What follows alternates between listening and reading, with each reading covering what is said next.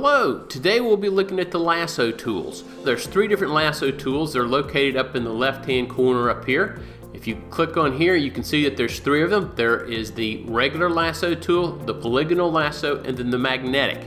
A quick way to rotate through these, a little trick that you can use, is if you hold down the hotkey for that tool, in this case which is L, and then you hit the shift key, you can rotate through the different tools that are available. We'll start with the regular lasso tool. The regular lasso tool is great for doing irregular shapes. Say I wanted to create a stain on this chair for an ad, I would just draw an irregular shape. You can adjust how hard a selection is by going up to feather. A better way is to use the refine edge, or as it is now called, select and mask, which is covered in my Photoshop tutorial number 8. Now that I have a selection, I can go to my brush tool and then fill this in. I can go in and finesse the stain a little bit more to make it look a little bit more realistic, but this gives you an idea of what the regular lasso tool is good for. I'm going to get rid of that stain because we don't really need it. I'm just going to drag that layer to the trash. Now, one of the downsides to the regular lasso tool is that it is hard to, I'm going to zoom in here a little bit. It's hard to draw around objects with the lasso tool. You can see right here where I'm having a hard time trying to get this straight edge. One of the things that you can do is oftentimes with curves or regular shaped objects, you can go in and do a little bit of hand selection like this and get a pretty good area. Now, you can always add or subtract from selection. If you hold the shift key down, that turns it into a plus, and you can go in and add a little bit more. And you can see where I've gotten a little high on my selection.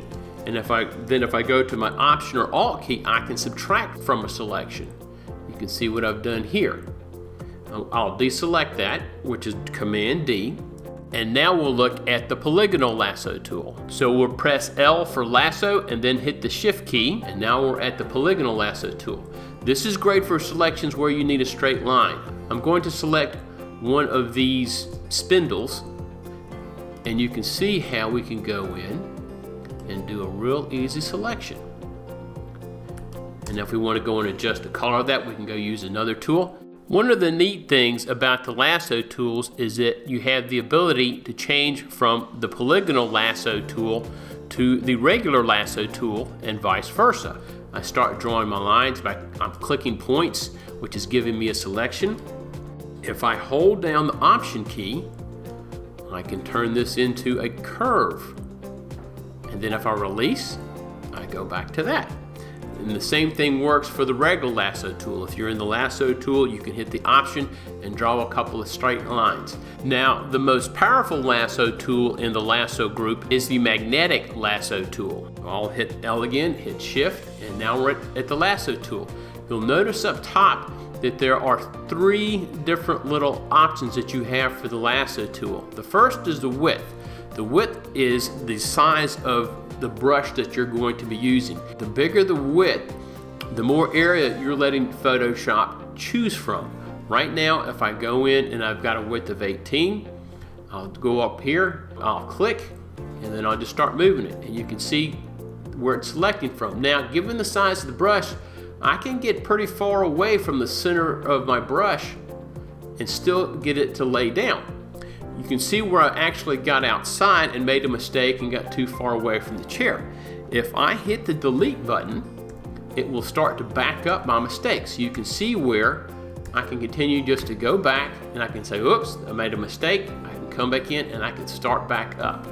And so you can see how I've made a selection right in here. No clicking at all. I just wound up just letting it go as it wanted to go. Now, the next option you have is the contrast. Normally, the higher contrast you would have in a scene, the higher you would set the contrast here. If you have something that's very low contrast, say a baseball on a white seamless, you want to set the contrast very low so it can make a finer distinction between the different tones. You can decide how often you want Photoshop to put down an anchor point. Oftentimes with a high contrast like this, you can get away with a pretty low frequency. I'll put it down to about 5, and you can see where Photoshop still does a pretty good job of putting down points. Now, the higher up you make it, the more points you will make. Why not just use a frequency of 100? The more anchor points that Photoshop puts down, the higher the chance that you're going to get jagged edges around your selection. I have found that most times probably around 50 seems to work really well, and so we'll leave it like that. I'll just click it once, and then I'm going to let Photoshop figure out where my selection needs to be. And it does a pretty good job. Now you can see where I have a highlight over here. I want to stay away from that, so I've got to hug this pretty tight. And you can see we're starting to pick it up just a little bit, and we'll have to go back and fix that. But I get back over here where there's a nice good contrast, and you can see that I can get almost a little sloppy and finish up. I hit return, and there we go. Given that I've made a rough selection here, with the magnetic lasso tool, probably better for me to go in and use the polygonal. Sometimes things can get a little squirrely using the magnetic tool to remove part of a selection. So I'll use the polygonal lasso tool, holding down the Option button, and make a quick deselection. So you can see how I've used a couple of different tools to get where I want. Again, a little bit too much here. I can go in and select that area. And so I've got a pretty good selection.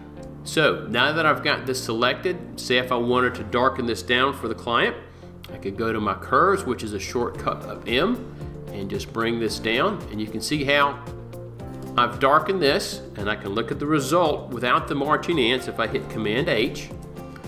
And so you can see how the before and after of just a quick selection tool has allowed me to darken that down. Hopefully this helps. More to come.